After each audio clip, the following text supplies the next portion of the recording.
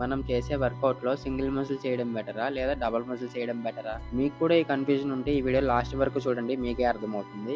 Single మజిల్‌ని train చేయడం అంటే వీక్‌లో ఒక మజిల్‌నే టార్గెట్ చేసి చేయడం. అంటే మండే రోజు చెస్ట్, ట్యూస్‌డే రోజు బ్యాక్ అలా.